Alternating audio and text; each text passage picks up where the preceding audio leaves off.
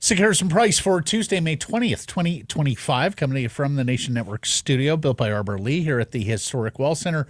And this program, a presentation of Bet365. Matt Securus alongside Jeff Paterson, sitting in for Blake Price. Four-time Juno Award winner Mike Rogerson, hitting switches, conducting things. Big show planned for you. How was your long weekend? 4 days off. I am refreshed. I am relaxed. Yes. You worked Sunday. I did, and Friday night, actually. So you're right. I'm exhausted. Taskmasters around here. Boy, watching all that golf on the weekend really takes something out of a guy, huh? Well, I was watching Abby playoff hockey. Come on. Too. No, weekend was good. Weather could have been better for a long weekend, but I did spend a fair bit of my Saturday and Sunday on the couch watching the PGA Championship. Yes, it was a hell of a sports watching weekend. Love this time of year in the world of sports. We're going to start because there was a big Game 7 there Sunday. Did you catch the big Game 7 on Sunday? Yeah. No, I did. Yeah. And the aftermath that continues and will. I was all primed going, this is going to be a fun 2.5 hours. And it was like a fun hour, maybe. Yeah, it freed up the rest of your night. It sure did. Yeah, I moved briskly along at 3-0. Yes, we were, of course, talking about the defending Stanley Cup champion Florida Panthers knocking the Toronto Maple Leafs out of the playoffs, round 2, Game 7. I mean, you knew when this thing was going 7, the Leafs didn't have a chance, right? I mean, it will fit right neatly with all the rest of the Leaf Game 7s. And that has many speculating about the future of Toronto All-Star winger Mitch Marner. And so we were asking on our Bogey Juice poll question, should the Canucks go after Mitch Marner? You can vote yes. You can vote no. Do so at the Securus and Price X and YouTube channels. Jeff, first opinion goes to you. Matt, there's not enough angst in this market to have both Mitch Marner and Elias Pettersson. I'm going to vote no for a number of reasons. A, I don't think Marner would come here given his options. I do want to state for the record, though, this is a hell of a hockey player. And even I was a little surprised when you think of the fallout in Toronto these days, and he seems to be in the crosshairs, even more than his buddy Austin there. He had 13 points in 13 playoff games. Points per game player. In my mind, it was like, did he have 6 or 7 points? No, he had 13 It was only points. the 2 goals. So, and look, a big part of it is when did you get your points? He had half of his points in the first 4 games against Ottawa. After that, it fell off. And in a Game 7, you're right, hard to find. Even the Game 5, the brutal behind-the-back turnover that led to a Florida goal there. But he's had 5 85-point regular seasons already in his career. I had to look it up. Pavel Bure has done it 3 times as a member of the Canucks. That is it. Mitch Marner's done it 5 times. He's only 28. He is an incredible point producer. Yes. But there are also the thing about playoff performances. I voted no as well, in part because of playoff performance. The Leafs have now lost 8 consecutive winner-take-all games going back to 2013. As Jay Fresh Hockey noted, on implied probability, the odds of losing every one of those would be 1 in 345. Astounding. Incredible. AFP Analytics, that does the contract projections for UFA players, has Marner at 7 years at $13 million per, the most expensive winger on the free agent market by a mile. Hope he enjoys Utah. Now, here's what I'll say, echoing you. He's a marvelous hockey player. In fact, he is the rare all situations winger. He has been on my Selke Trophy ballot the last 2 years. Plays 21 minutes a game, nearly 3 on the power play, more than 2 shorthanded, was 27.75 for 102 points this year in 81 games, 4 times he's been a point-per-game player. 63 points in the 70 playoff games. Okay, behind pace there. But still not an awful pace. No. Not that far from being a point-a-game guy in his career in the playoffs. No. Now, I do think when the hockey gets heavier in the spring, it doesn't necessarily suit his game. The other thing that I will say here is he is more of a creator off the wing than he is a finisher. I mean, a couple of times he's gotten to 30 goals, but you take a look at his hockey card, and he builds these sensational point totals on the back of assists more so than anything else. That's going to happen when you're playing with the greatest goal scorer of this generation. And let's face it, the Canucks don't have a centerman who can finish like Austin Matthews, so would you be getting the best out of him? I voted no as well. Number one, because of the drama. They've got enough drama with Elias Pettersson. Number two, if you're going to pay that eats pretty much all of the Vancouver Canucks cap space. So, you're going into this offseason looking for 2, maybe 3 top forwards, as Jim Rutherford mentioned at his end-of-season media availability. I don't think you can afford to put all your eggs in this basket. I see in the comments that players of this caliber rarely become available, and even more rarely in terms of free agency, where you don't have to give anything up for them. I do think you have to investigate the file, but unless you're moving some significant money out, I would have trouble with this, given the needs of the Vancouver Canucks, which is, needless to say, more than one scoring forward, no matter how good he may be. Bogey juice. I'm on the golf course later this week. I'll need some bogey juice. It's made in East Van using BC ingredients, a gin with character design. A vodka with character, designed for those who appreciate the art of true craftsmanship. It's got the kicking ginger, and it's the crisp apple as well. And with code SP15, you get 15% off not only bogey juice, but the merch as well. Get yourself to bogeyjuice.com. Fill up, because you're going to need it on the golf course. Let's get to our top story. It's brought to you by Yellow Dog Brewing, Neighborhood Brewing, and Foolish Winery. Early moving, early shopping, be on the lookout for trades. Jim Rutherford on 650 last week forecasts the summer plan, saying they might spend their cap space before free agency begins on July 1st. Quote, "We're going to be in the free agent market if we still have cap space at that time, but we may get our work done before then." You'll remember that Jim Rutherford at the year-end press conference said we're going to have to do better than that when talking about the players on the free agent market, and saying he thought that the solution for a top 2 center for the Vancouver Canucks was more likely to come via the trade route than free agency. Now, he has forecasted moves before, notably JT Miller's trade to the New York Rangers. He said they will be aggressive but not desperate. Jeff, does it sound like they plan to pay up for a top 2 center on the trade market before we even get to free agency? Yeah, I mean, that's kind of how I read Jim Rutherford tipping his hand when he has spoken publicly about it. And I don't think that he's necessarily letting the cat out of the bag. The rest of the National Hockey League, his trading partners, all recognize the barrel that he's over. And so if it's not about getting it done in free agency, and he said at the year-ender that he wasn't quite sure that there were pieces in free agency that they thought could fill the holes that they have. So even when he said that, I kind of thought, all right, so he's looking to go the trade route here. And this is a guy that has gone big game hunting throughout his career.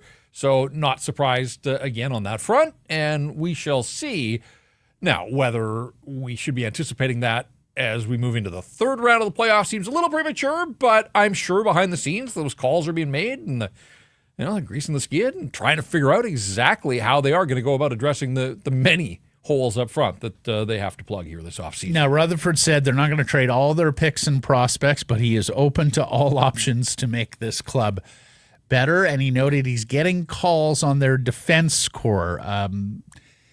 Jeff, I saw somebody tweet earlier today, it seems like the Leafs have been playing whack-a-mole, that, Not enough ruggedness on defense. Fill that need, but oh, wait a second, now we don't have depth scoring. Fill that need, but oh, wait a second, now we...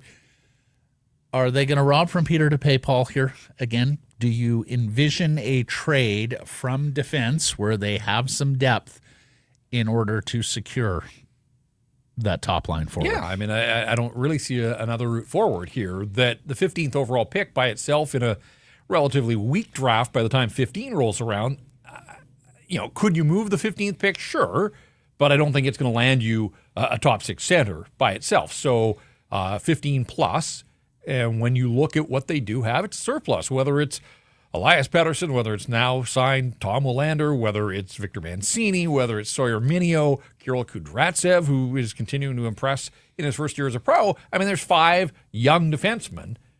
They're not all going to play together as Vancouver Canucks. It's just not going to happen. So, yeah, I mean, that's the way I would look unless, they decide to pull a rabbit out of the hat and find a team that is so desperate for goaltending that somebody comes knocking on their door and is willing to give them the kind of return they're looking for on a Thatcher Demko deal, despite the red flags around Thatcher Demko and his health and well-being.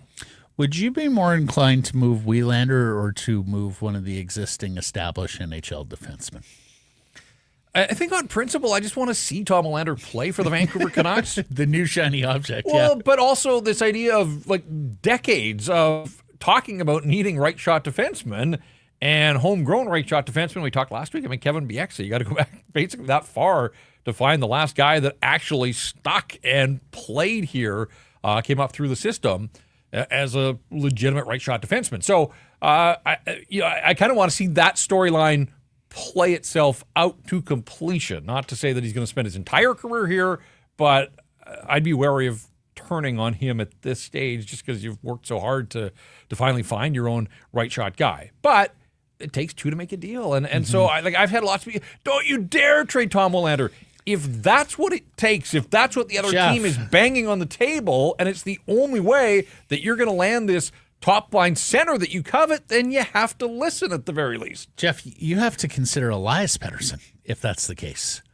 As difficult as that may be, and we all love him here, and we love what he showed in his rookie year, and he's got some toughness, he's got some grit, he's a physical player, he's a different profile of player than what the Vancouver Canucks already have. He's on a cheap contract, and we look forward to watching him blossom in Canucks colors.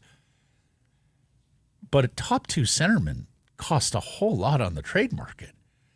And right now, Elias Pettersson is slotted to be your 3rd pair left side D. That's a position that you can fill, although they had trouble last year. That's a position that theoretically you should be able to fill and relatively on the cheap. So I think you have to consider Elias Pettersson. I think you have to consider Tom Willander if you're going to get the appropriate top 2 center in here, because let's face it, they don't just need another body there. They have bodies at center ice, whether that's Philip Hedl, whether that's whether they're bringing Pius Suter back, whether that's Atu Ratu and giving him more run and showed reasonably well, even guys like Max Sasson. They need quality there, and quality is going to cost you quality. So, yeah, I'm interested to see how they stick handle this. I'm interested to see which defensemen they put in play, plus whatever else they may put in play, because I think there's a very good chance that the 15th overall selection is also moved. And I think, by the Canucks. And look, I hear people when they say, don't trade DPD or Tom Willander, what if Quinn leaves? And it is a massive what if. And so I understand that. But again, I come back to if Quinn's going to stay, it's because you've shown this ability and a propensity to build a hockey club that he wants to be a part of long term, and that probably means parting with one of those young guys to address the needs elsewhere. Right. And if Quinn is going to leave, you're going to be able to plug some roster holes in a trade. I mean, you can't let this, a trade. Right. Well, you can't let this get to unrestricted free agency where he walks, Jeff. Effectively, the decision is made for you on whether or not he wants to resign next summer, sign the extension, that is. If he chooses not to, then he is absolutely in play, and you have until the trade deadline to make your decision on where to trade Quinn Hughes. But as you say, they have a season before that. And so much, of course, rides on this season. Yellow Dog, the Play Dead IPA, one of the classics from Yellow Dog. 4-packs are on special for the month of May. Look for them on sale, private, government liquor stores. Okay, so Rick Tocchet, and early error and omission on me. I said on Thursday, Tocchet had met the press. We quoted something that was from Rick Tocchet's statement upon taking the job as Philadelphia Flyers head coach. But he did call out the lack of practice facility, Jeff, from his introductory remarks in Philadelphia. Look, it is not the sole reason why Rick Tocchet is no longer the coach of the Vancouver Canucks. I think there's a lot that goes into that. Paterson, Hughes, Miller, others. But do you believe now they have been satisfactorily shamed into getting this practice facility done one way or the other as the only NHL team that either does not have one or does not have firm plans to build one? And it's funny because I had a guy come at me on social over the weekend and said, look, tell me like I'm a 5-year-old. Like, why does this matter? I've seen a lot of these tweets. And I came up with the example that late in the season, UBC was hosting both the men's and women's national basketball championships. So the Doug Mitchell, the big building that they built for the Olympics, was being used for basketball. Yep. That's fine. There's 2 other sheets of ice. But along with the big rink being used, so were all the Thunderbird locker rooms and meeting rooms and everything else. And so the Vancouver Canucks, a National Hockey League team, one of 32, had to dress and dry. they had to squish their players into essentially 4 minor hockey locker rooms. Did they survive? Yeah. Did they practice? Sure. Mm-hmm. But they didn't have the comforts of, one big locker room. They didn't have the medical and training facilities. They didn't have a meeting room to do video. Those are all the comforts of home. Those are things that you would control in your own building. It's just the price of doing business in today's National Hockey League. And if you're not doing it, you're falling behind. And it signifies a seriousness about winning, a seriousness about your operation that right now lacks with the Canucks. And I was with you a couple of weeks ago when Lawrence Gilman was on, and I thought Lawrence laid it all out. Things like, a kitchen. Like, you may not think of it, but these guys have their meals prepared for them. They are pampered athletes, but it matters. And so you're not getting a kitchen out at UBC to use. And it goes beyond that. A couple of sheets of ice, you can have your injured players rehabbing and training on one while you're practicing on the other. You also need to provide practice ice for visiting NHL teams that come from out of town. That's part of the deal. And it's not easy for the Canucks to find ice. It's not easy for teams that are coming in here. Again, if they have their own building that they control the sheet of ice, it just makes life a whole lot easier. I mean, there are all the advantages for your own team, but as you note, Jeff, it's also measuring up and being a good partner with the other 31 franchises and the league office as well. So lacking with the Canucks, going to take some time, as Rutherford has said. As for Adam Foote, the new Vancouver Canucks head coach, we find out he beats a field of 7 guys. They formerly interviewed 7 guys. They talked to 5 others. Now, I don't know where all of these names slot, but surely Manny Malhotra was one. Luke Richardson, former head coach of the Chicago Blackhawks. Marco Sturm, head coach of the Ontario Reign AHL club, the affiliate of the Kings. Former German national team head coach. Mitch Love, the Washington assistant, who is the new hot assistant coach in the NHL, following the footsteps of his boss, British Columbian Spencer Carberry, atop that Washington bench. Pascal Vincent, the former Columbus Blue Jackets head coach, was also on that list. Quinn Hughes declined to make coaching suggestions when he was asked for them by Jim Rutherford, explaining he didn't want to be on the line in terms of making the call on the new head coach. That's what Rutherford mentioned on radio last week. And, of course, Adam Foote was asked about relationship with Quinn Hughes and how much contact he had with Quinn Hughes after getting the job on Thursday in his introductory press conference. And here's what the new coach had to say. It's good. It's healthy, and that's the way it should be. It's nothing like all our players. It's fun. These guys want to win. It's when you play at this level, there's tremendous pressure, and when you're young, you figure it out, and you want to put great leadership around them to help them get through that and grow.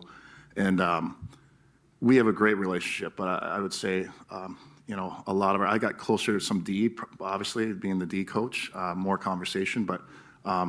Quinn and I, we didn't have a discussion during the process, which I think was a very, very good idea not to. And I just had a great talk with him this morning, and we had some laughs, and we're excited to move forward with this. So it sounds very much like Quinn removed himself from all facets of this process, even talking to Adam Foote. Jeff, I mean, I think the Canucks would have known where he stood on Adam Foote in the exit interviews. Of course, the one coach that is well known to him. But what do you make of the fact that, Quinn was basically afforded power here and chose not to wield it? Yeah, I think I've been pretty consistent in saying that I recognize what Quinn Hughes means to the Vancouver Canucks. I understand the future and the dilemma there. But he's one of 25 players. And he's the most important piece. Sure. But it is a team game ultimately. And so I think Quinn recognizes that as much as he enjoyed playing for Adam Foote, the assistant coach, the dynamic changes now. Adam Foote, the head coach. But Quinn was on record saying, he treats people like they're his own children and sort of has, it's not all about being the bad guy here and getting in your face. That, now, again, is that going to change now that Adam Foote's the head coach? I guess we'll see there. But I think Quinn played that part like he plays the game itself. He played it right. He made the call here. He had said his piece on the record. It was clear how much he enjoyed playing for Adam Foote, but it wasn't about, a lobbying job here and going to bat and banging the drum once the interview process was fully underway. It was really smart. It was like, where I stand. I don't need to go further than this. And the Vancouver Canucks, surely, with everything designed right now to keep Quinn Hughes happy and keep him here in Canucks colors, abided. The other thing we learned from that Thursday press conference, didn't mention this as we did the show Thursday, Jeff, the Murphy bet still exists. This is wild to me, Matt, because, and I don't know if people realize, 11 years, 5 coaches, the Murphy bet is still in place. The coaches' offices have physically moved in the bowels of Rogers Arena since John Tortorella was the head coach. So how did the Murphy bet survive? They upped and moved the Murphy bet. If you're sitting there going, what the hell are these guys talking about? Murphy bet. Let me take you back 11 years, folks. John Tortorella, head coach of the Vancouver Canucks, who at the end of the season would admit his heart really wasn't in it. He was still sucking on getting fired by the New York Rangers and shouldn't have taken the job. He was one and done. John Tortorella, proud American, didn't want to move to Canada, so set up shop in Point Roberts and then started missing game day skates because there wasn't enough time for him to get his pregame nap in, travel from Point Roberts to the arena, back, get the nap in, then come back in that for tunnel, the game. I'm telling you about that tunnel traffic. We got to do better. I mean, at one point we had designs on a bridge there. Yeah. What the hell, honestly. So Gillis and company, who were none too pleased with their head coach skipping game days, at least the morning skate, put a Murphy bet in to Torts' office. It's still there. Those 5 coaches, Willie Desjardins, Travis Green, Bruce Boudreau, Rick Tocchet, all could have said enough with the Murphy bet. Hey, maybe some of them enjoyed it. I was going to say, honestly, did any of them use it? Yeah, hey, hope they changed the bed sheets. Foote has said he wants to get the Murphy bet out of there. But when he said that, I was thinking to myself, the coaches' offices all used to be way down the hall by the Norm Jewison media room. I remember right adjacent to. They have expanded their gym. That media room doesn't exist. The coaching offices have moved down the hall, and yet somehow somebody took the Murphy bed and moved it about 50 feet. I mean, maybe that's the great thing about Murphy beds is they're transportable, Jeff. Anyways, there you go, taking you behind the scenes. Let's get to the Abbotsford Canucks. They're still playing. split the first two games of their best-of-5 third-round AHL Calder Cup series against the Colorado Eagles. They won 2-0 on Friday. Archer, she loves with the shutout, and you're thinking, wow, Artie is really starting to get going here. I mean, he's been excellent for them to this point in the playoffs. We entered this postseason going, I wonder if Sheloffs can maintain his status as the number 3 organizational goaltender on the depth chart. Nikita Tolopilo had gotten some NHL action. Maybe this is the spot where the big Belarusian leapfrogs the Latvian postseason hero from last year. No, Arturs shutting the door on another shutout in the postseason Friday. And then came Sunday, Jeff. An oddity about this Abby Canucks playoff run, Artie has been shelled in all 3 game 2s. He's given up a lot of goals in game 2s. They lose 5-3 to Colorado, so they split the 2 games here at Abbey Center, and that puts them on the road where they're going to need to win 2 of 3 in Colorado. Jonathan Lekramaki with a goal and an assist in game 2. Linus Karlsson scored as well. Ty Mueller scored on Friday. I read somewhere that he's the leading ice time man for forwards amongst the Abbotsford Canucks. It's not officially a stat at the AHL level. And Victor Mancini has a goal and assist through 2 games. He covered both of these games, rink-wide Vancouver, rink-wide Abbotsford, and you'll be at it again tomorrow night following game 3. Jeff, what did you make of the Abbotsford split before we hear from head coach Manny Malhotra? Yeah, I thought Friday night they were good. They're facing the only team that finished ahead of them in the Pacific Division. And so it's going to get tougher as they go here, but what a start. But it looked like that on Sunday. But while we were all getting drunk on Artie and these shutouts, and it was back-to-back, and people were adding up the shutout streak and everything else, that game was scoreless until the late stages of the second period on Friday. And then they scored on a power play. On Sunday, that was the first time all season that the highest scoring team in the American Hockey League had been blanked in a game. So you knew that Colorado wasn't going to take that lightly.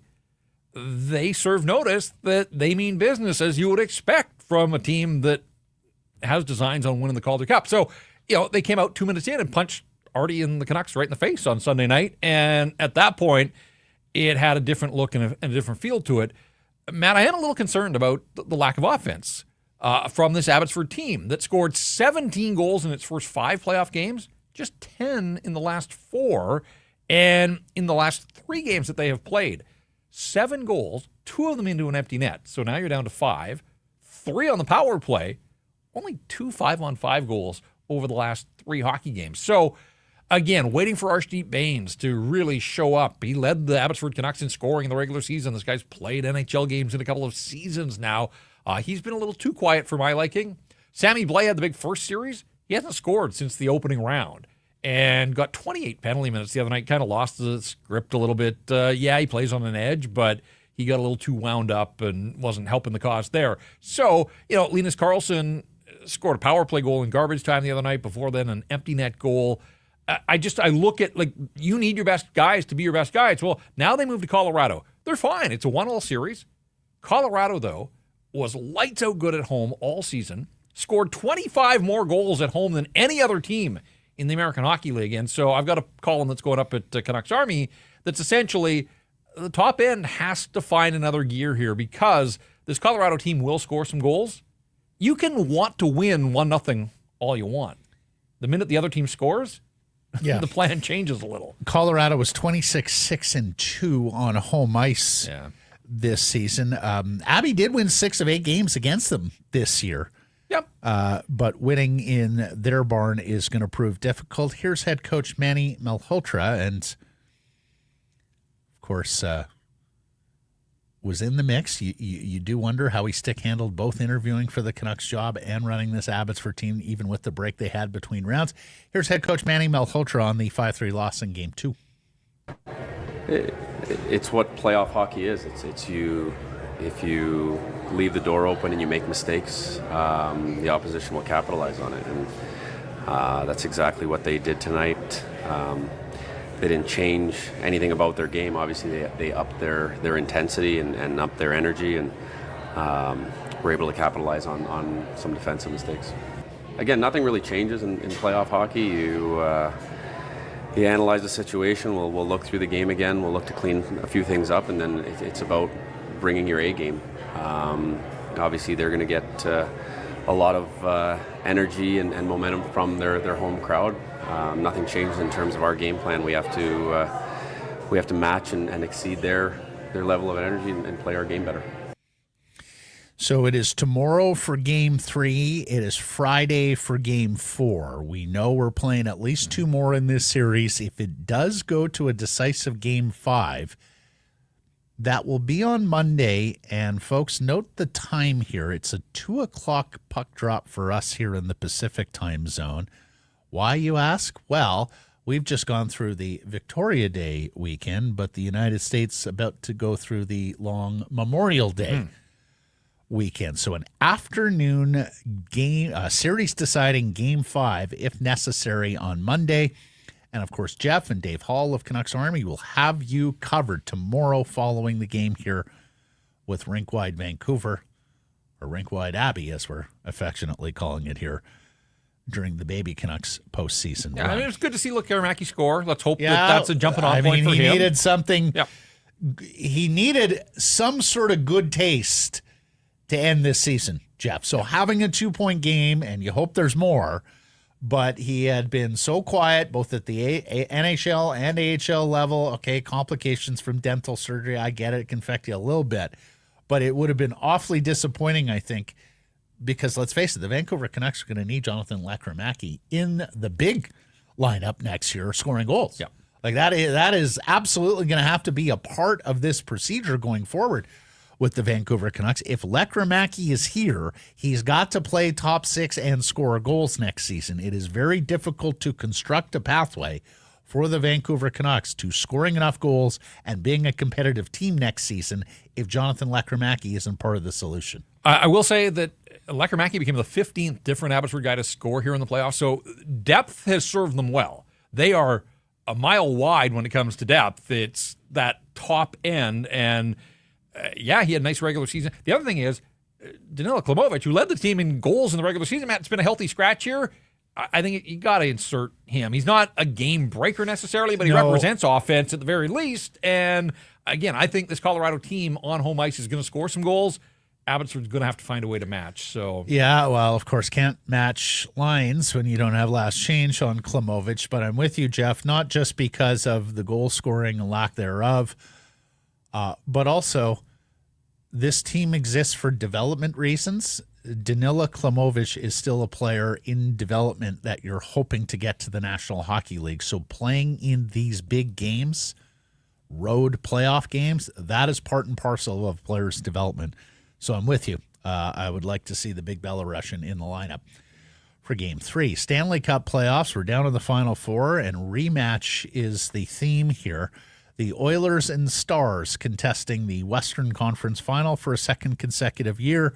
The Panthers and Hurricanes contesting the Eastern Conference Final for the second time in the last 3 years. In fact, Dallas has been to 3 straight Western Finals and 4 of the last 6. A hell of an organization built there by British Columbian Tom Ghilardi, the owner, and of course former Vancouver Canuck Jim Nill, the general manager. Also Finns. You want to get ahead? Go find yourself Finns. That not the big orca mascot. No. Although we love him too. He hasn't seen as much winning as the Finnish players left in the Stanley Cup final or Stanley Cup playoffs. When you look at who Florida trots out there on a night-to-night basis, who Carolina trots out there, who Dallas trots out there on a night-to-night basis. The Stanley Cup playoffs provide storylines. Some of them uplifting and inspirational.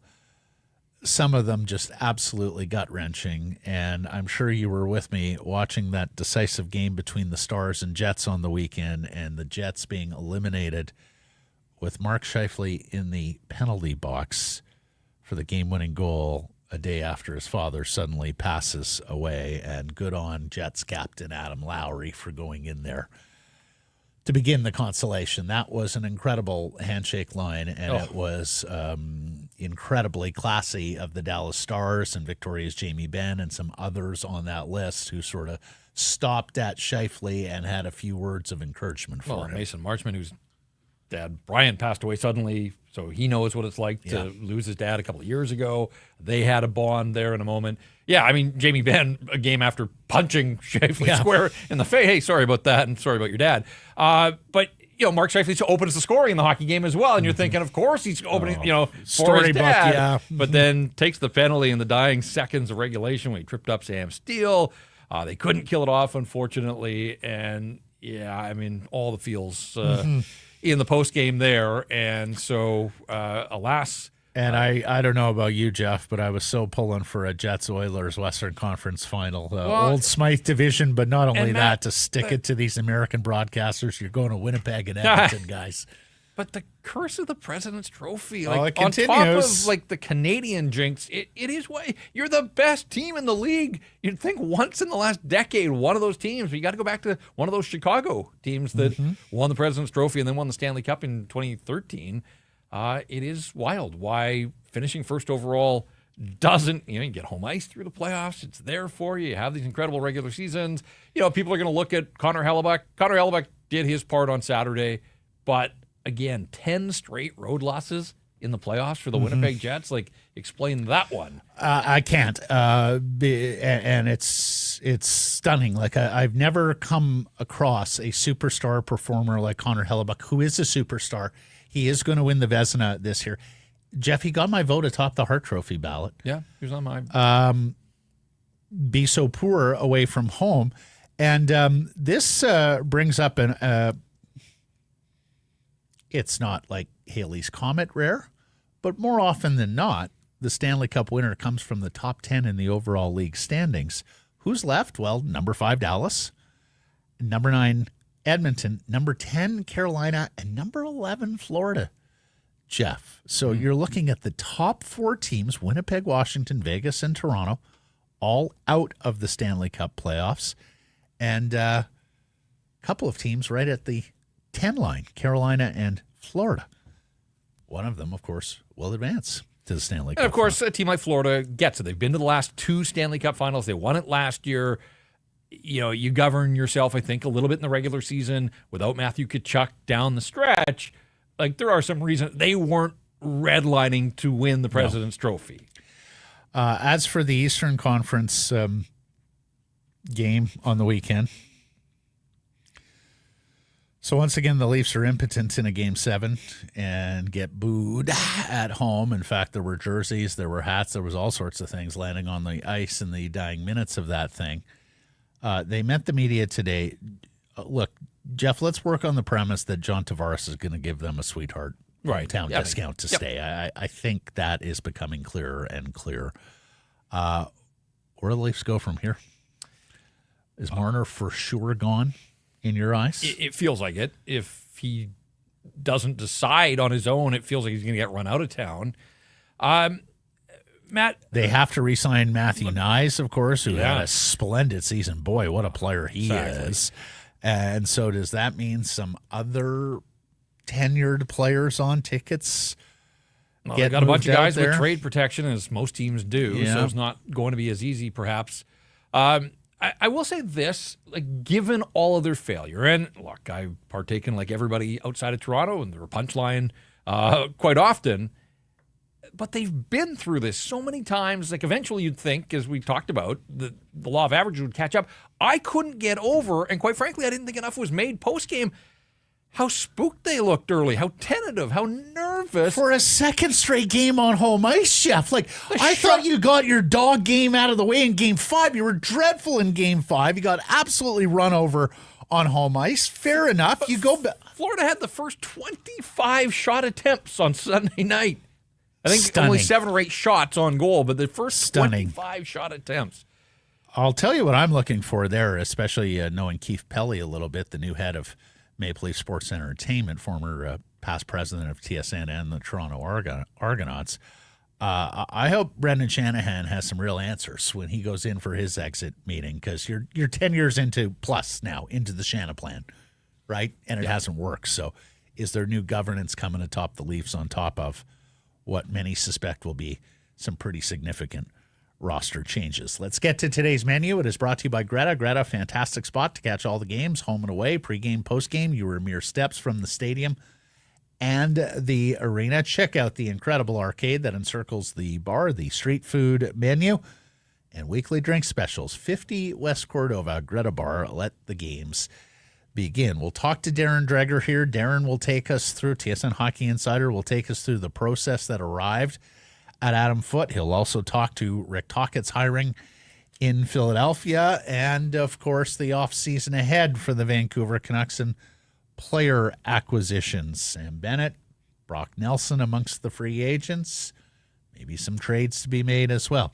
John Shannon will join us as well, tell us why he thinks Adam Foote was the choice of the Canucks, what was important as he understands it in the eyes of Patrick Alvin and Jim Rutherford. Then later in the program, the Golf Report, brought to you by the Arnold Palmer designed Whistler Golf Club on Scotty Scheffler winning another major. The Caps continue the unbeaten streak, if not the winning ways, and the BC Lions took the field for the first time in 2025. Getting excited for football season. All of that is coming up. First, Jeff, time for our Bet365 Bets of the Day. This segment proudly brought to you by Bet365. And I like where you're going here. You're taking a look at Conn Smythe odds. Yeah, we're now down to the final 2 rounds four. down, 2 to go. No games last night. Allows us to sort of step back, catch our breath, and take stock of what Bet365 at least is thinking the betting odds for the Conn Smythe. Connor McDavid is the favorite. Mikko Rantanen not far behind. So we'll certainly monitor those two. Of course, only one of them can advance to the Stanley Cup final. But you dig a little deeper here, looking for some value perhaps.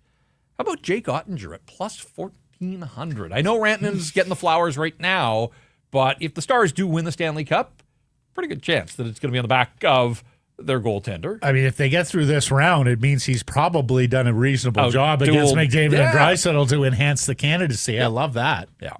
So, who's the top Florida guy? Do you have it in front of you? Bobrovsky at plus 800, Barkov plus 1,400, Sam Reinhart at plus 1,800. Yeah. Matthew Tkachuk's been a little too quiet. I know he's banged up. He's banged up. So if you're going Florida, Barkov and Reinhart are I mean, those are pretty juicy. Both those totals. Plus 1,400, plus 1,800 for Wes Vance, Sam Reinhart. A consolation Europa final tomorrow in more ways than one. Of course, this is the second trophy on Europe, not the UEFA Champions League. But for Man U and Tottenham, wow, a chance to make up for a shambolic Premiership season. Man U is 16th on the table, slightly ahead of the relegation teams. Tottenham's even worse. They're 17th. Clearly, there is no winner amongst these sides. So I'm going to pick the match to go beyond extra time, or go beyond regulation into extra time, maybe even penalties. That pays at plus 240. Also because I'm going to try and get out there and watch some of it tomorrow, Jeff, and missed the first half, so I'm hoping to get all sorts of action in the second half. Want to get in on the action for the Stanley Cup Playoffs at Bet365? They got you from game props, player props, totals, money line. You can bet conference champions, Stanley Cup champions, and much more. Whatever your bet, it's never ordinary at Bet365. Download the app, get in on the game. An official partner of the Stanley Cup Playoffs. Must be 19 or older. Darren Dreger coming up next.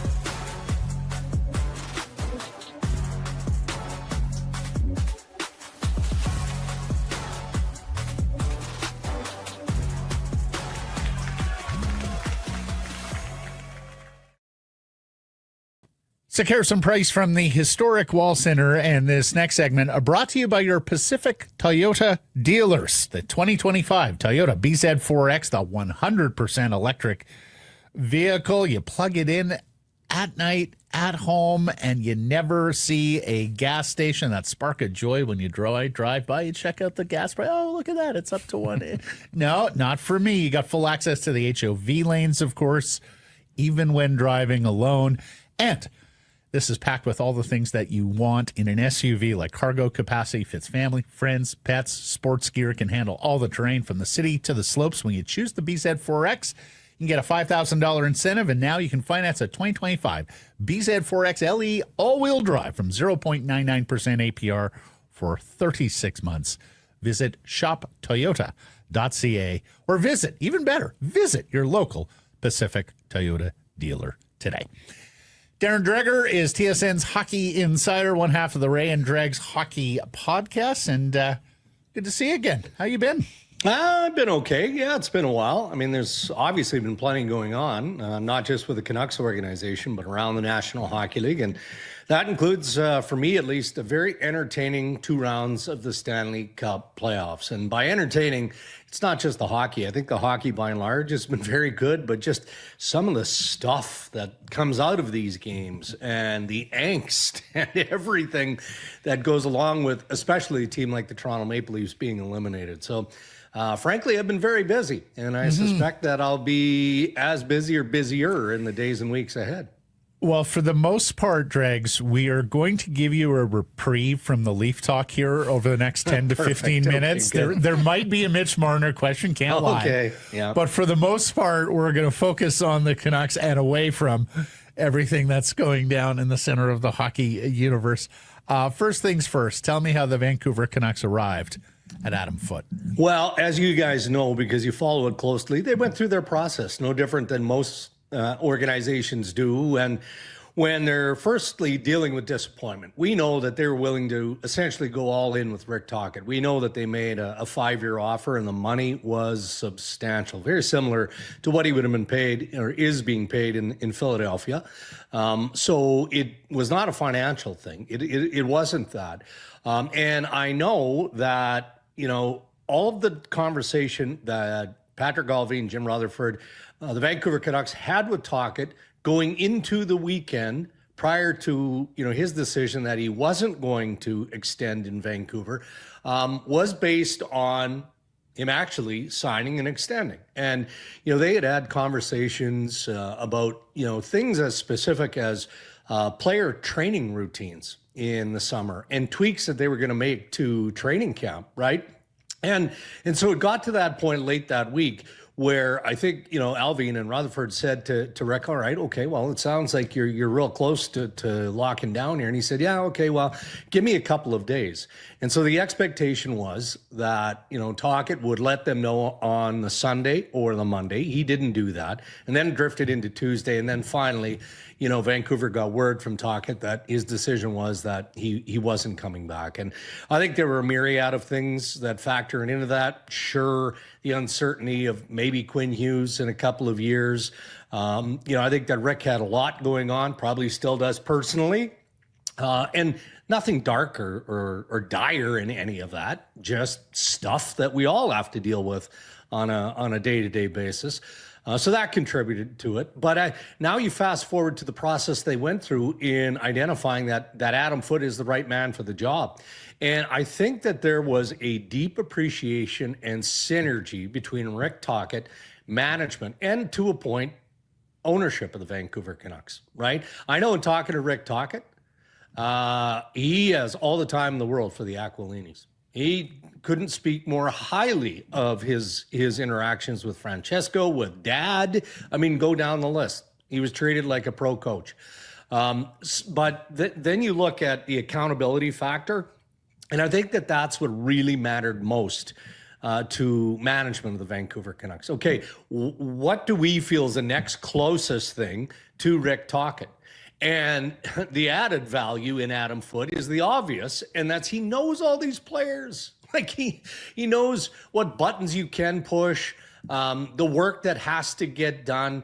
And people will be critical of Foote and say, well, yeah, but what does he know about generating offense? And, that's an area of concern that the Vancouver Canucks would have. Well, okay, sure, it's an area of concern, but that's more of a management concern. And they're going to have to bring in some offensive players. I mean, that has to be a priority in the offseason. But let me remind you of the players that Adam Foote once played with. I mean, Hall of Famers in Colorado. And I remember him telling me stories way back in the day of the power play meetings that he and Joe Sakic and Patrick Roy used to have. And then they'd take their ideas to Bob Hartley or whoever the coach was at the time and say, well, here's what we think is going to work. So this guy is multifaceted in terms of a skill set. So I think all of that factored into why they identified Foote as being the right guy.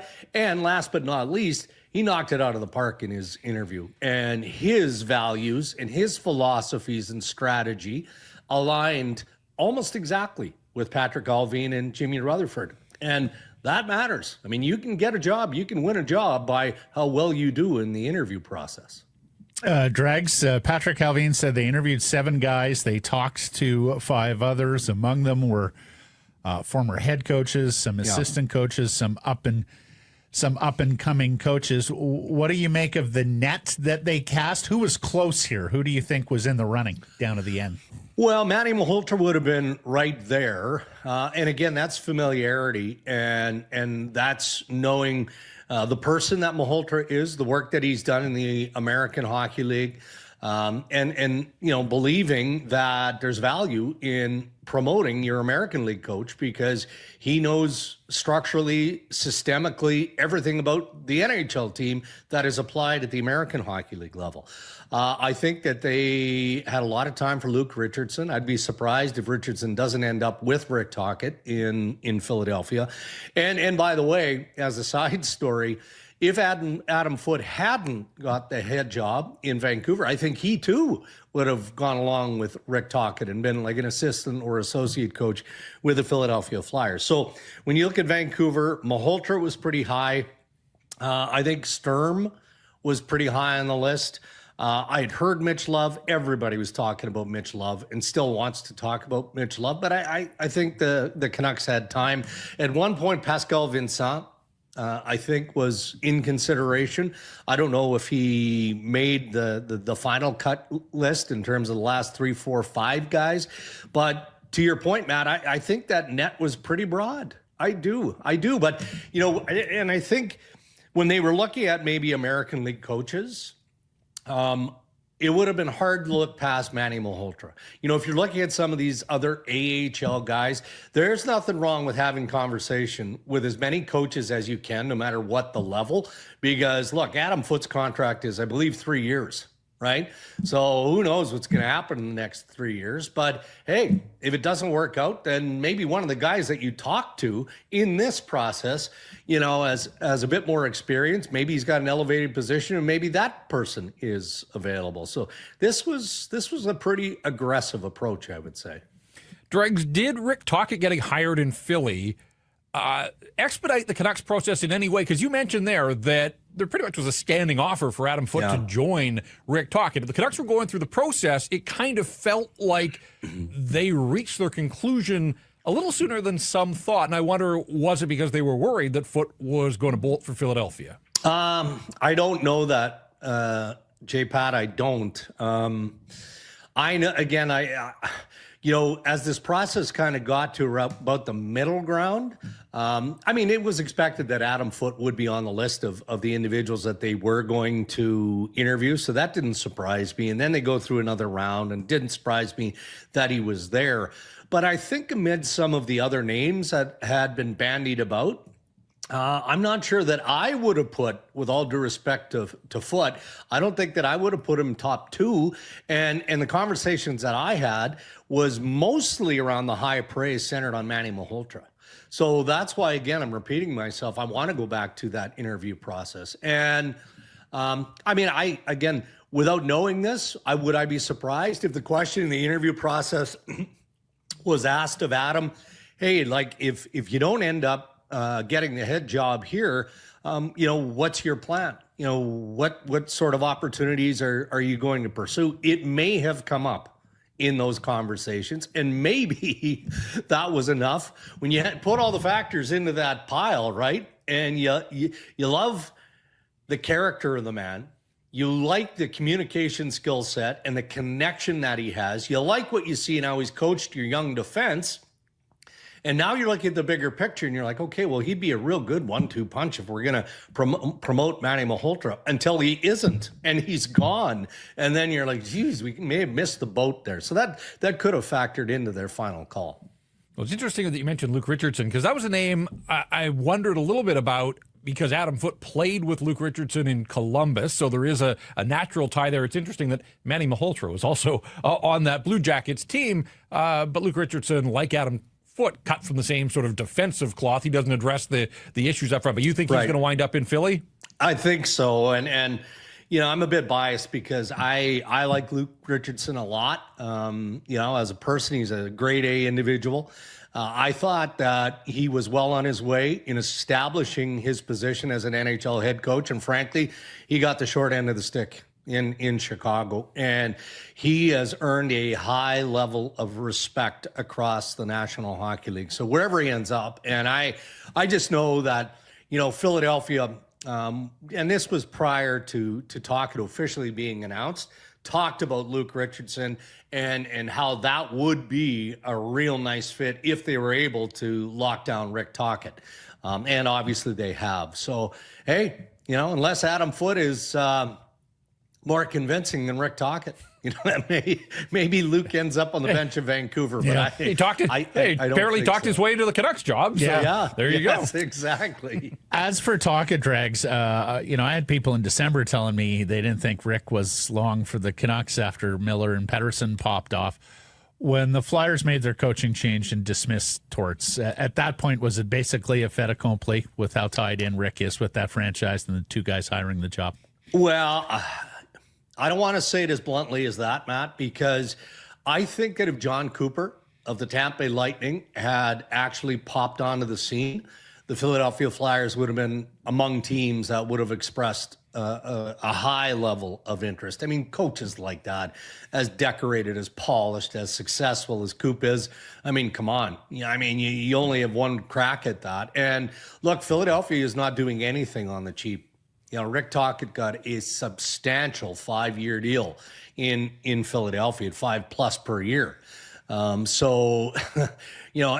look, if what I was told around John Cooper, and full disclosure, not directly by John Cooper, if there was reason for him to either want to embrace some form of change, or if ownership management in Tampa Bay had come to him and said, just feels like we need a different voice in this process, he would have been fine with that. But my sense was, based on sources close, he wanted to go into a strong hockey market if he wasn't going to stay in Tampa Bay. And Philadelphia is a strong market. There's a lot of work that needs to get done in Philadelphia. But in talking to Rick Tocchet, and look, he's selling hope here, but he thinks that they're 2, maybe 3 years away from being a top contender. And let's see what happens with Quinn Hughes. It seems like a stretch that Philadelphia could sign Quinn Hughes as a free agent in a couple of years, and that he would end up playing against his brothers on a regular basis in New Jersey. That seems like a stretch, but that's the type of pedigree of player that the Philadelphia Flyers want to get in, if not this summer, as early as the summer following. And I think that was a big part of why Rick Tocchet said, all right, I trust ownership.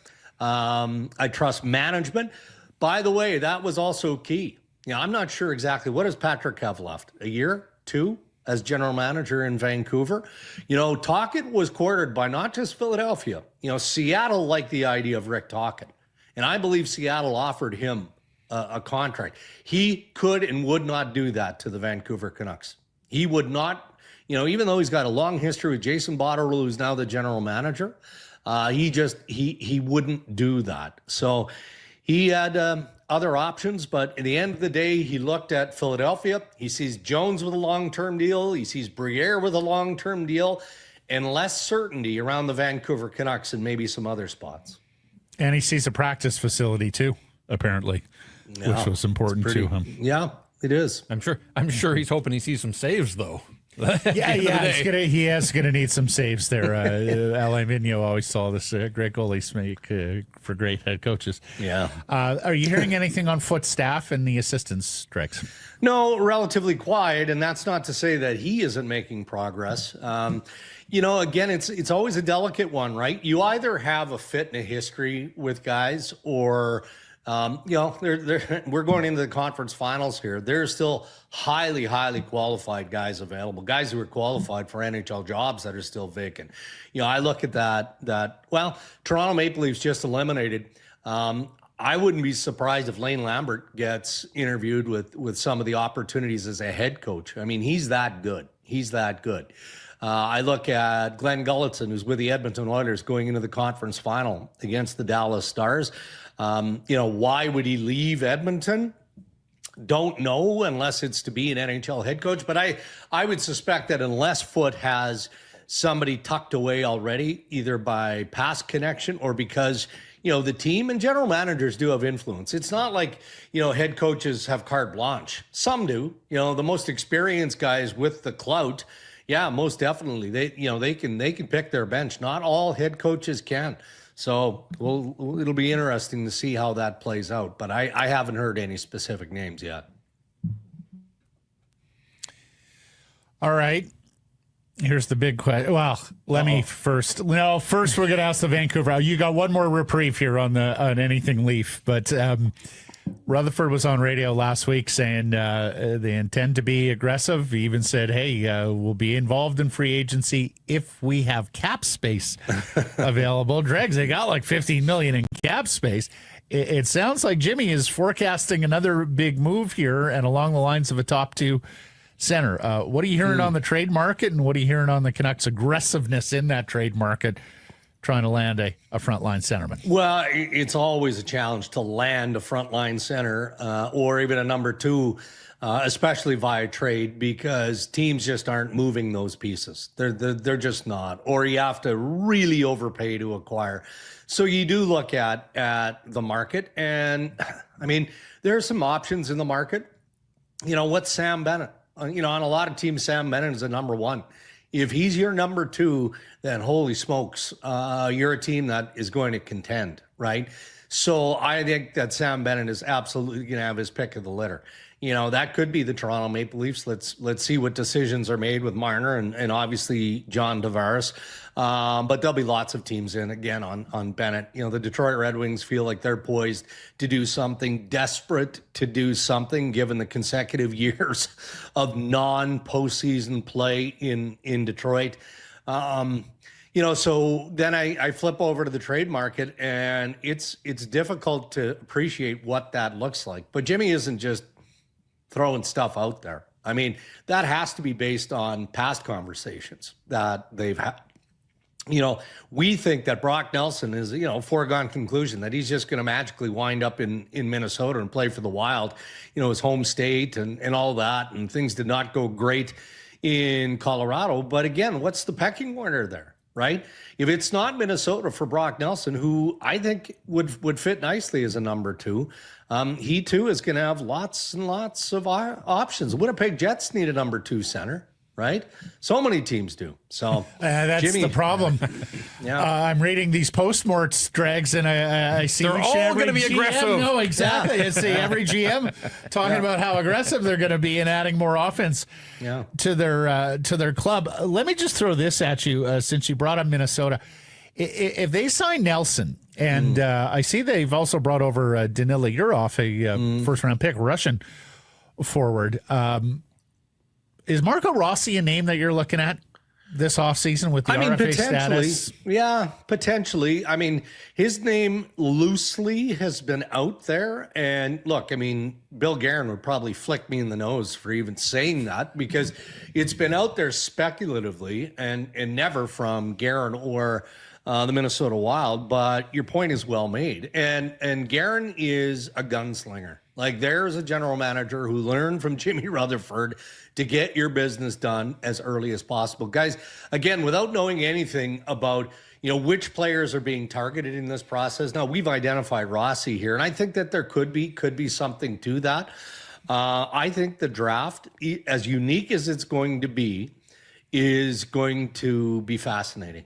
I think that the trades are going to be plentiful. It's going to be more complicated, but it's no different than trade deadline. You can make trades over a phone, and that's exactly what is going to happen. But I think that we're going to see some significant pieces get moved around the NHL draft. Just not going to get that drama of guys wandering to the other bad. guy's table. Oh, it's too bad. That was It's a one-off, in my opinion. It's a one-off. They'll go back to the old way next year.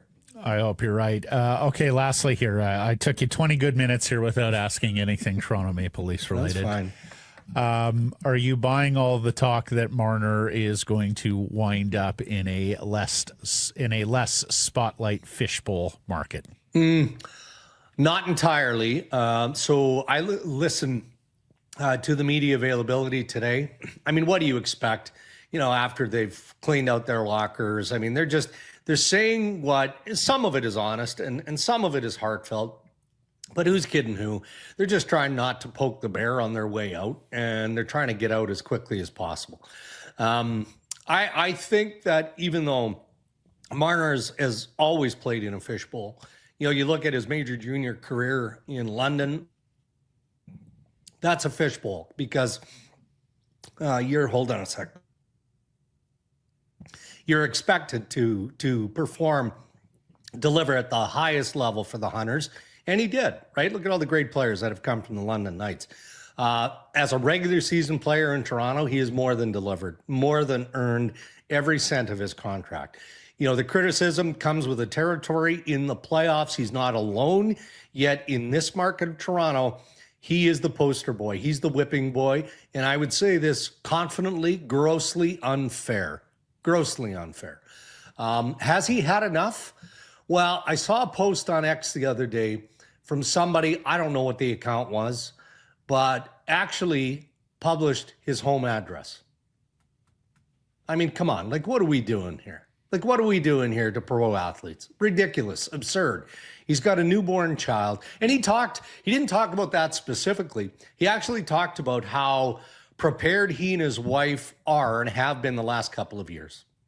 Just for managing that kind of nonsense in a Canadian market. So he doesn't seem like he's overwhelmed by it.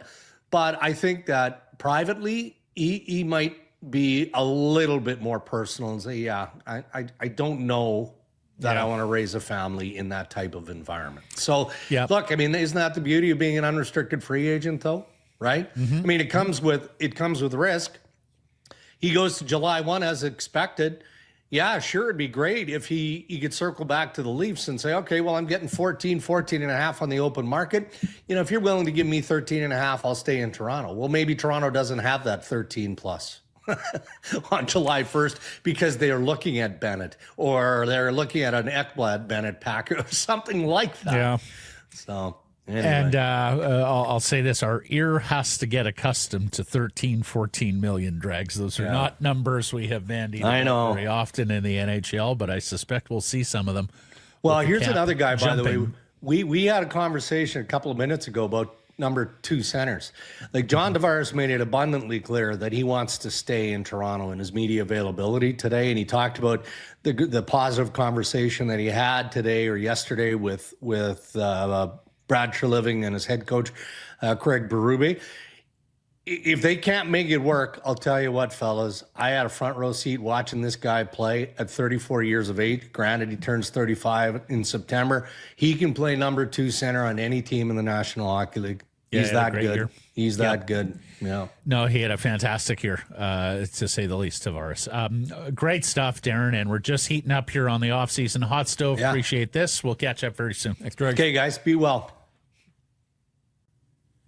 Secure some price from the historic Wall Center. The Vancouver Canadians are on the road this week in Eugene, but next week they'll be back at the Nat. They got a couple of top prospects who have just been assigned to the club.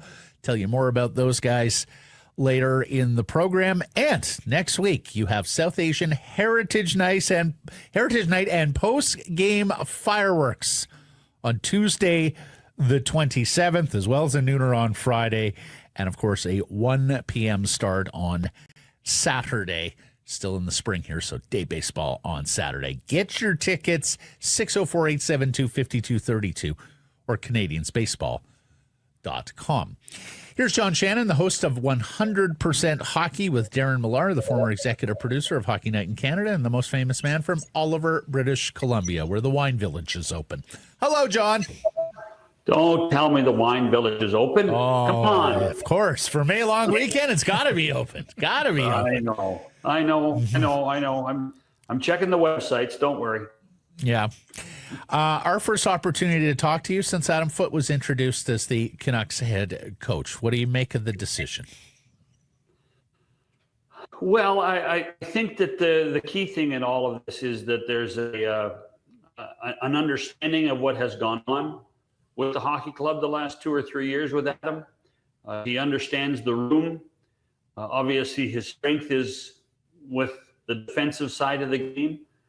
And obviously, there's some bias when it comes to Quinn Hughes. So you can try to connect the dots that way. You guys have talked about that a lot over the last couple of days. The question for me now will be a fascinating one, is who's going to be brought in to help out in a simplistic way on the offensive side of the puck. And I'm not worried about special teams with Adam, but you do wonder if there's going to be somebody that gets brought in as an associate head coach per se, that helps on working with the forwards, because we obviously know that that's a priority with the hockey club. They're still trying to find a number 2, and Jeff may agree. They may even try and find a number 3 center. With this hockey club, you never know. But you do need to have somebody on that coaching staff that has a strength at the forward position, and that to me is going to be the next interesting hire. Was there a case for clean break, John? Was there a case for someone who had no attachment to the annus horribilis that was last year? Well, I mean, if the right person is available, the answer is yes. You know what I mean? Don't get stuck in too much loyalty. Don't get stuck in the fact that, okay, these guys understand what's going on. If the right body's available, and there was a list of people, some with NHL experience, some with no NHL experience, that head coaching experience, that is, that had some consideration. But I think Adam Foote probably fit the bill closer than anybody else to where they wanted to go. And in part of that, in saying that, leaving Manny Malhotra to hone his skill as a head coach in the American League. You mentioned the importance of the relationship between Adam Foote and Quinn Hughes. And certainly, I mean, there's enough there with Quinn and his future that on some levels I understand it, but it is a team game. Like, is there any danger in catering to one guy, even if that one guy means the world to the hockey club? I think the answer is yes, Jeff, but I don't see Adam doing that. That's just, I don't know Adam well. I've met him a few times. He was a damn good defenseman himself. I think he understands what it's like to be a team player. When you put championship pedigree behind the bench, you're doing the right thing. Adam knows what it's like to be a team player, and I would suspect that, yes, Quinn Hughes is the number 1 defenseman, but at the same time, there are other guys on that blue line that will get some TLC from Adam and the rest of the staff. I wonder if he and Rick Tocchet are going to have to arm wrestle for assistant coaches. They're basically in the same boat, and I wonder if they travel in the same circles and would look at some of the same candidates, although Rick obviously has more head coaching experience. When you look at a guy like Adam Foote, John, who, a year in Kelowna and a year that didn't go all that well in Kelowna as his only head coaching experience, do you think you have to insulate him with a guy that has had head coaching experience at the NHL level behind this bench? Wouldn't hurt. You look at what Claude Julien has done in St. Louis, coming back to be an assistant coach for Jim Montgomery. That seems to have, I think, helped the situation. You need somebody, I think, with NHL experience, comfortable in being a team player on the coaching staff. I don't have an answer of who that is, but you go around the league and you look at successful head coaches that have gone back to be assistant coaches and worked out very well. Like John Stevens comes to mind for me. A guy like that is somebody that has had a great career. Rick Bowness has been both over the years and had a fantastic career. And I'm not suggesting either guys are candidates in Vancouver, just examples. Yes, there are people out there that understand a role on being on a staff without being mentioned as, well, here's the next guy, here's the challenger for the job if Adam Foote doesn't work out. There are plenty of guys out there wanting to stay in the game because they love the game and feel that they can give back to the game. And I think the Canucks need to find somebody like that for Adam. Do you have any idea, and I'm just throwing a name out there, do you have any idea where Gerard Gallant is these days? Other than PEI? Is he looking to get back in? It's a lovely time of year in PEI. He's definitely looking to get back. I mean, listen, that's a great name, I think. Gerard Gallant. Well, he coached Adam Foote in Columbus, so I just, again, you connect dots at this stage. You never know, and was a very good, before he got his first head coaching job, was an outstanding assistant in Montreal. So from that perspective, and ironically got the job in Montreal because his name was Gallant, and they thought he could speak French. Well, Gerard can't speak French, but that's another story for another day. But Gerard Gallant's a really good example of somebody of that ilk that could certainly help the Canucks. John, do you suspect that Jim Rutherford, Patrick Allvin looked around and said, do we really want to trust this to someone we don't know all that well coming off the year we just had? Do you believe that familiarity with Rutherford and Allvin very much boosted Foote's case? Well, I think that was a big part of it, quite frankly. And more importantly, the relationship between Allvin and Foote. We all know that Rick Tocchet and Adam were joined at the hip for all the time that they were both in Vancouver. So Adam was privy to a lot of those general manager conversations. And I think that in hearing everything, that to me was a big part of why Adam put himself in a position to take this job and get this job. So yes, I do think that that's important. Bringing somebody into that market, into the Vancouver market, without knowledge of what the market's all about, can be a bit of a culture shock. And I think Adam now has a pretty good feel for what it's like. Understands what the demands are, understands what the dressing room is about. So I think that probably really did play a big part, a successful part of Adam's candidacy. All right, moving on. Jim Rutherford last week saying, hey, we may not have cap space when it comes to free agency. It sounds like he's forecasting, and it sounds like another early move might be coming from a Jim Rutherford organization. What do you anticipate here? How aggressive do you think we're hearing about a trade before the end of the Stanley Cup final? Before the Stanley Cup final, I don't see it before the playoffs are over, Matt. I do think everything revolves around the draft, and the other thing is what is the greatest asset that they're going to give up? And isn't the greatest asset that pick, Jeff? Don't you think that it's their pick, 15th pick overall is their number one asset at this point? And the only way you're going to create a bidding war is in and around the draft. So I would suggest that it might be a little premature to think something's going to happen before hockey ends, but it certainly would be plausible to think that it's going to happen in Los Angeles at the draft. Let's ask you our Bogey Juice poll question then. Should they go after Mitch Marner, John? And how do you see the Marner situation playing out? Well, my answer is going to be no. And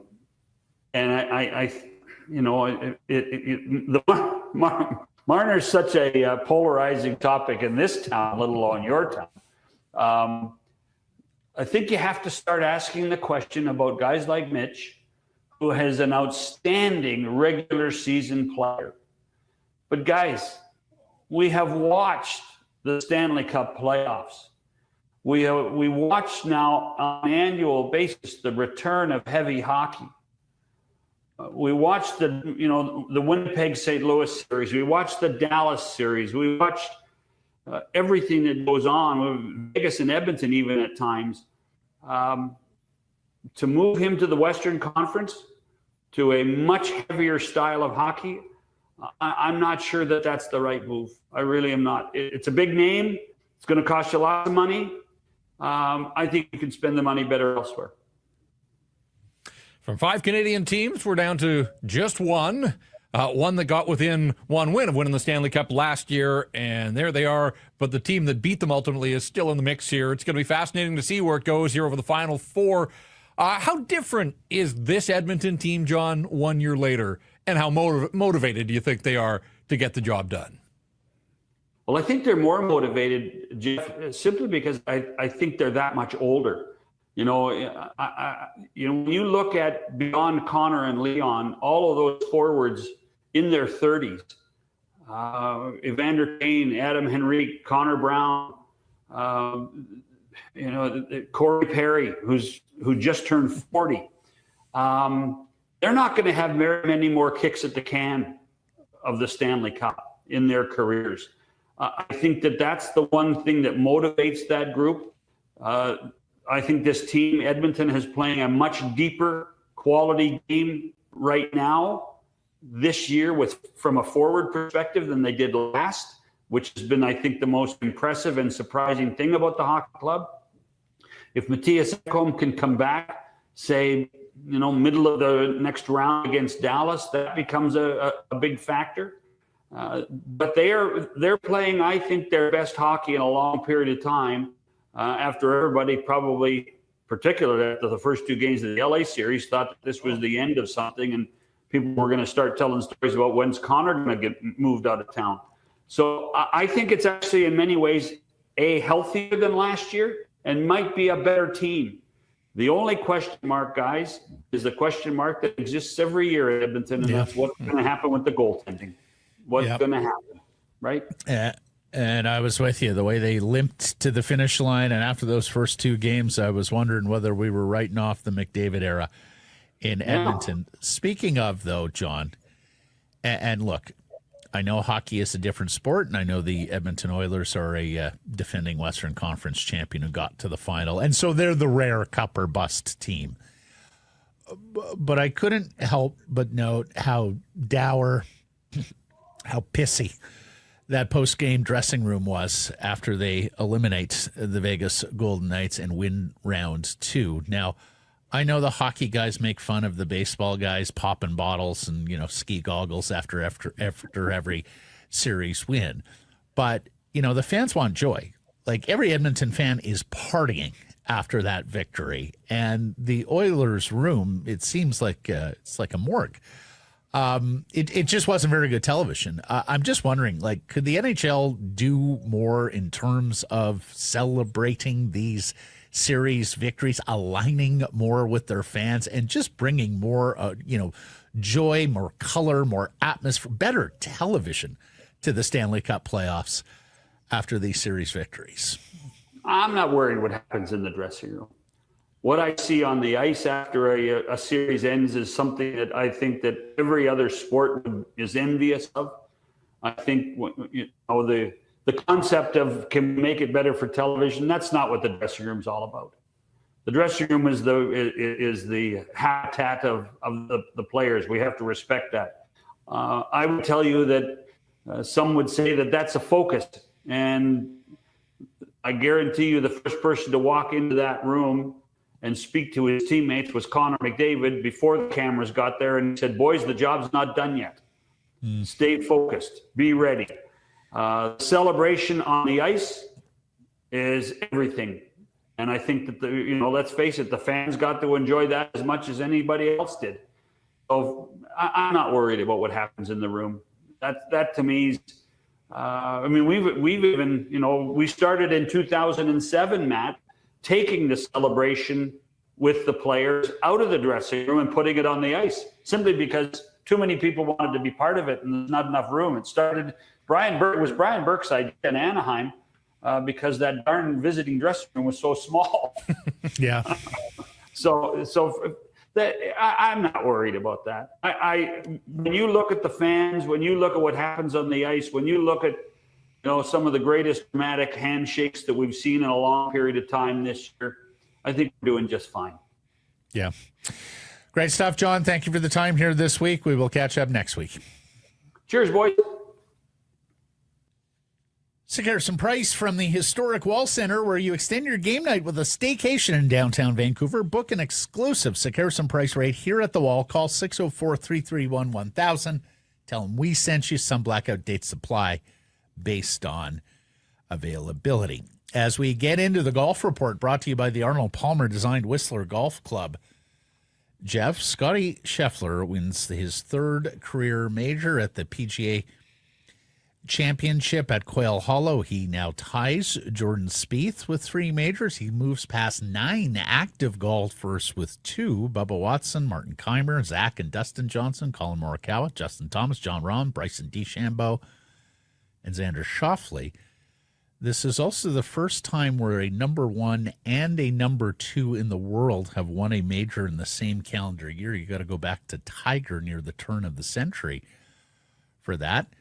And, he wins one year after getting arrested at the PGA at Valhalla. You may remember that. Nike continues to drop the mic there. Ad dropped yesterday or Sunday at moments after he won. Best player in the world. Guilty. Very nice job. Your thoughts on the tournament? Yeah, I thought Scotty put on a show. Didn't have his great stuff early in the first round, but he won Sunday with like a C game, Jeff. It was unbelievable. Right. So late Saturday, though, played the final 5 holes in 5 under par, and that's that Green Mile there that took a strip off a lot of guys, including John Rahm. Toughest 3-hole stretch on the tour. Sunday. Yeah. Now, I think what we saw here was that the name Scotty Scheffler on the leaderboard kind of had that Tiger effect. Like, Rahm pulled within 1 on Sunday. Yep.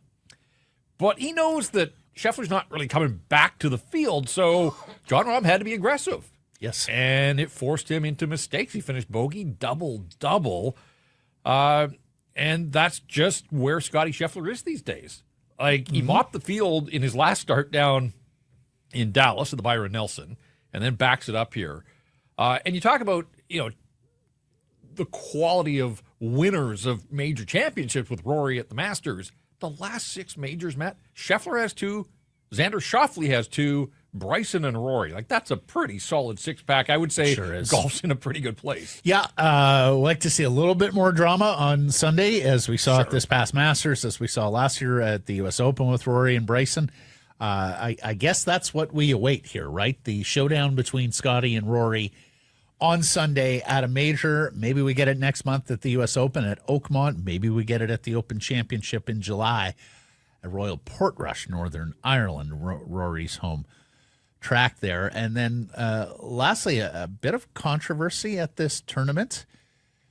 Both Rory McIlroy and Scotty Scheffler's driver were tested and found non-conforming. Scotty spoke to the media about it, said we just swapped out drivers and he would like to see the testing get a little bit more robust. Rory did not speak to the media all week, and people are wondering whether that has something to do with this being the PGA, and maybe he's not feeling best about the PGA these days as we continue to languish and wait for this deal or some sort of resolution to the live matter. Some people wondering whether it's didn't want to face the music on the non-conforming driver, Jeff, because the possibility's out there. He won that Storybook Masters with a driver that did not conform to regulations. Right, and I think it's pretty clear here. People hear non-conforming and they think cheating. You got to think about this. The speeds at which these guys swing and pound literally thousands of balls on the range and in play, we're talking about the club head bulging a little, or a dent somewhere, or in some cases they crack altogether. I don't think this is nefarious, but I will say, and I'm on Team Rory.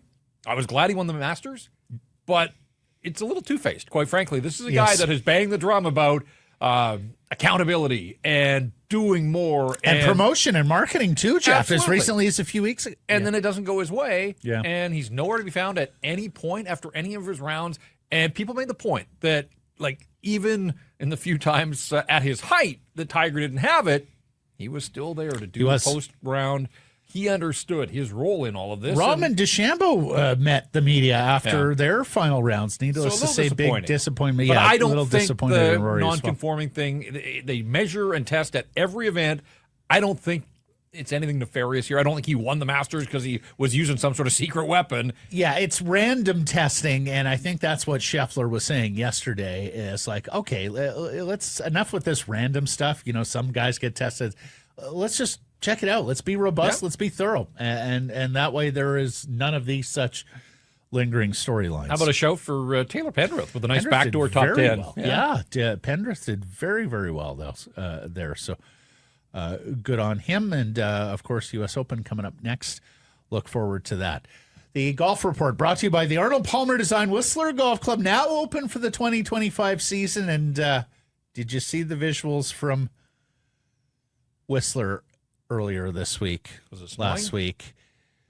The Bears might tend the flag for you. Oh, if I did. You're yes, lucky. I did see that. The teddy bear picnic is underway there at the Whistler Golf Club. I've seen it firsthand. It is the damnedest thing. Those Bears, they just have the run of the place. It's like they own it.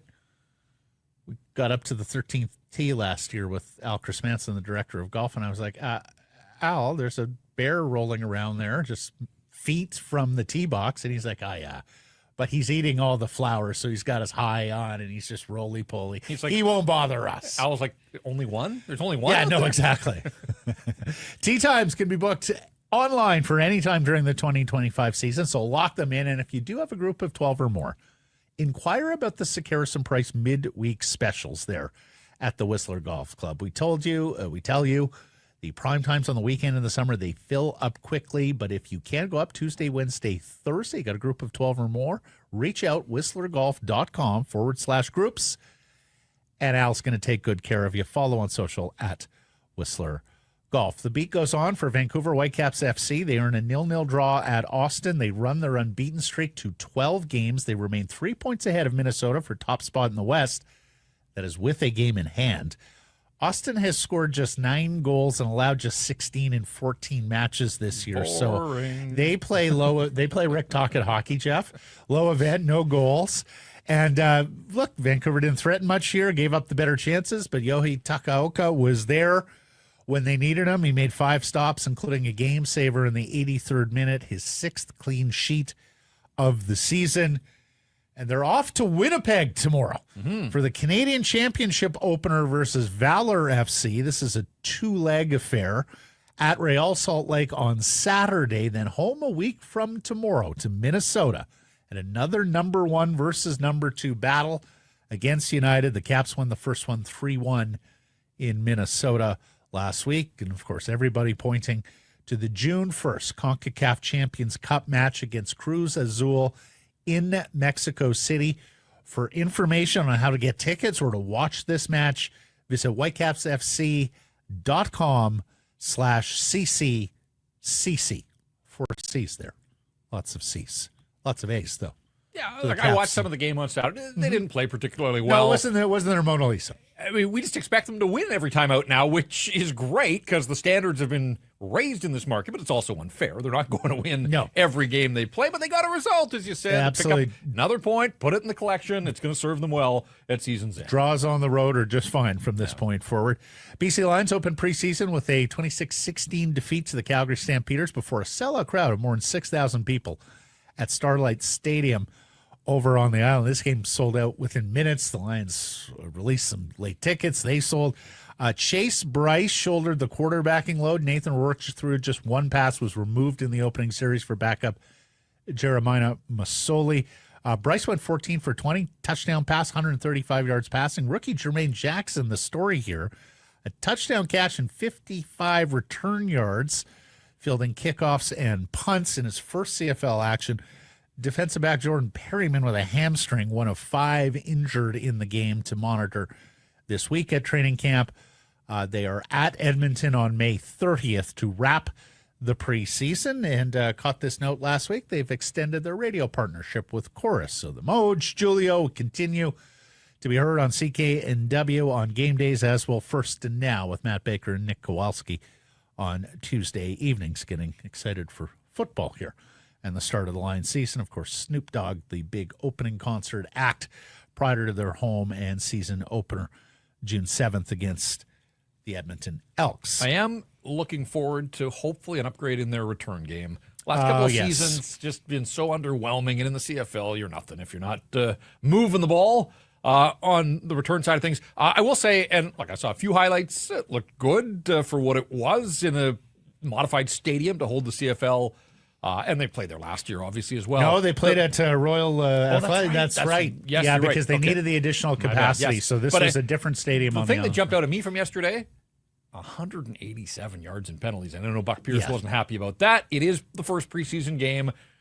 There's only one more to go, though, so they better address that before they start playing for keeps. As somebody who has covered a number of CFL preseason games, especially the first one out, you have a lot of American players for whom the 5-yard rule on punts is vexing. Seas lose Sunday's doubleheader at the Nat after Saturday's game was rained out, but there is fantastic news coming to the Seas and British Columbia. Top pitching prospects Trey Yesavage and Cal Stephen have been promoted from Single A Dunedin up to the Seas at High A. Yesavage is the number 2 organizational prospect for the Blue Jays, behind only shortstop Arjun Namala, who we talked to last week. He's their first-round pick from last year. He was utterly dominant at Dunedin, 3-0, 55 strikeouts in just 33 innings pitched. Stephen was equally as dominant. He was their second-round pick last year out of a very good baseball program at Mississippi State, the number 10 prospect officially on the Jays by MLB Pipeline. He was 3-0, allowing less than a base runner per inning, a 2.06 ERA. Here's the important stuff. Yesavage is making his Seas debut tonight in Eugene. He'll pitch a second time on this road trip.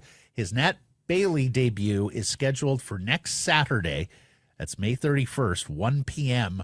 versus Hillsborough. That's a 1 o'clock start, so you're going to want to be there for Yesavage. And then Stephen is going to make his Seas debut this Thursday. He will break his Nat Bailey maiden next Wednesday, according to schedule. Let's hope there's no rainouts from here either. Down where they are now in Eugene, or when they make their way back up to Vancouver. Get your tickets, 604-872-5232 and CanadiansBaseball.com. And since Jeff is here, we can also talk about how well the Seattle Mariners are doing, Jeff. Ams are having a really good season here.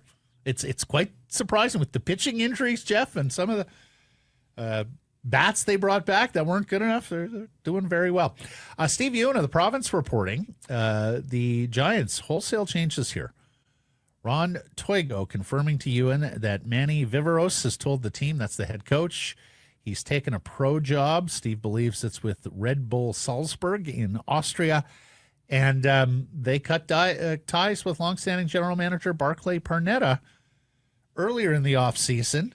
So Steve's saying they could take on the GM coach structure now. It's the time to bring Don Hay back. He's 71 years old. He's left the Kamloops Blazers. News today. Yeah, I mean, you make that joke or you ask, but as the Giants go through this weekend where Manny Viveros walks away, the Kamloops Blazers have announced today that Don Hay's not coming back as an assistant coach where he's been for the last few seasons.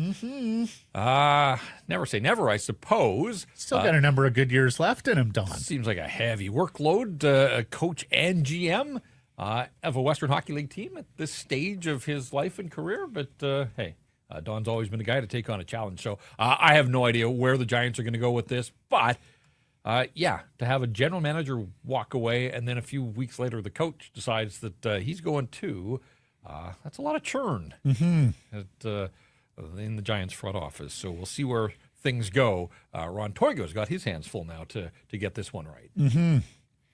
Maybe he could take a late shot at Brian Kilray Hazer if he gets one more opportunity for all-time coaching victories in junior hockey. Some incredible scenes out of European soccer on the weekend, Jeff. I'm not sure if you caught, but Crystal Palace, the South London side that really hasn't won much of anything in their existence, they upset Man City for their first FA Cup championship, and the party at Wembley was incredible, like hours upon hours. People in the stands flying their colors, celebrating a huge historic victory for Crystal Palace. In Liverpool, incredible amount of tears and emotion as Everton's men's team plays its final game at Goodison Park, a stadium that has been around for 133 years, Jeff. In North American sports, we have billionaires who go cap in hand to municipalities, jurisdictions, looking for people to finance their next stadium. In European soccer, we just stay in the same ground for 133 years.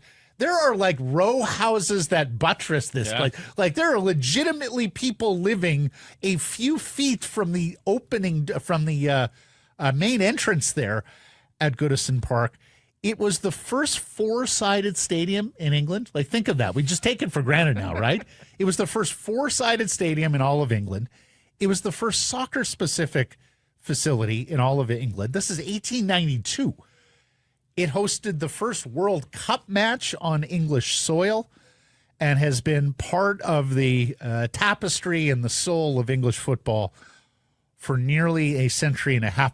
Put it this way, it is 20 years older than Fenway. It is 22 years older than Wrigley Field. And, Jeff, if the Montreal Forum was still around and playing games today, it would still be 30 years younger than Goodison Park. So this isn't like Atlanta where the Braves had a new field for what, like 15 years? 15 years, and they built a new stadium. Texas, too, right? Like, oh, yeah, that was good for 20 years. Time to move on, build a new facility. And then in Lille, France, the fans give Canadian striker Jonathan David an amazing send-off. 5 years, 232 matches there, 109 goals. His contract is expiring. He is linked to Inter Milan, who faces PSG a week from Saturday for the UEFA Champions League title. They call him Iceman there. They announced his name. It was a massive, massive ovation. He stuck around post-game as well, greeting a lot of the supporters. This is heady stuff, Jeff. Not long ago, we wouldn't have thought, a Canadian player getting that kind of love from a big European side. Well, it happened on the weekend in Lille. Look forward to seeing what Jonathan David could do at the Gold Cup later next month. Poll question results from Thursday. Did Adam Foote make a good impression? Yes or no? People said. Yeah, I think they thought he did. They said yes, 80%. Ron says it was fine. Cameron, who cares? Delivery results. Okay. Chevy says Foote isn't very articulate, but the only language that counts is on the ice. And Ozzy said he tried to make jokes to get through it. Yeah, he's a nice guy, but this team is going nowhere with him. He feels like a sacrificial lamb when everything goes bad next year. Errors and omissions, there was only the one, and Mike is going to eat this one, okay? Because he publishes a clip from our Jeff Merrick interview saying we talked to Merrick Friday, threw him a trivia question as we always do. Yerke pointed out, no, you talked to him on Thursday. That was me. Jeff with another clean sheet, as per always. Thanks for joining us, everybody. Appreciate you spending some time connecting with the program. Please do subscribe to all our assorted channels, YouTube, and wherever you get your podcasts. Follow on social. That's X, Insta, Facebook, TikTok, YouTube, Blue Sky. We are live on many of those platforms, noon Pacific time, weekdays. And, of course, support the community sponsors you hear us telling you about. And keep it local.